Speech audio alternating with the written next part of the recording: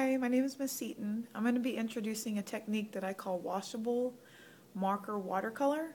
And in our class we are doing these rodeo art desert scenes that we're starting off with doodles using Sharpies.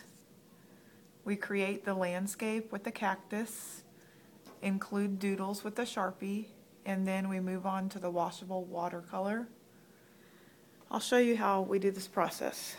I have a picture here of a doodle that I've started of a barn and a sunrise or sunset.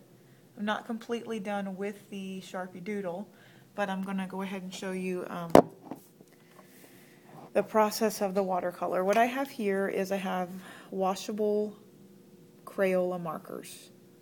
They don't really have anything to do with watercolor. I just kind of made this technique up, or just, I'm not really sure where it came from. I just experimented. So what I do usually when I start this technique is I find an area that I want to do the watercolor on, like we will say this cloud right here, and I take my marker and I go along the outside of the object like this. I've tried this before with markers that are running out of ink, and it actually works really good too. You just fill in the inside area with the low ink marker, and it ends up having a really good effect, kind of like if I were to just fill it in like that, kind of has that effect. So after you fill in the area, I take a brush with water on it, and I grab onto the edges that have a lot of intense marker ink, and then I just kind of go in circles around, filling in the area. I like using this rather than regular watercolors because it seems to be a lot less messy, and cleanup is very quick. You just snap on the cap and put your water in the sink and rinse out your brush. So that's how I did that area. You can also do it two colors. I'll show you how I do it two colors. For instance, the sun.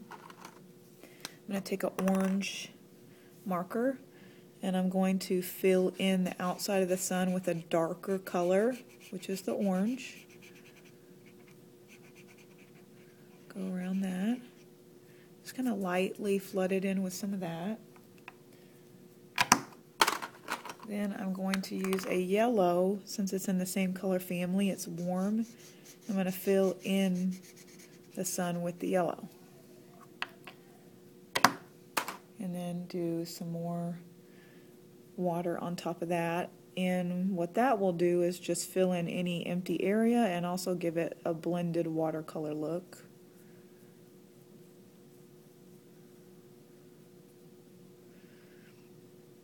I'm using this on top of permanent marker, so it's not going to affect any of this black area. That will stay the same.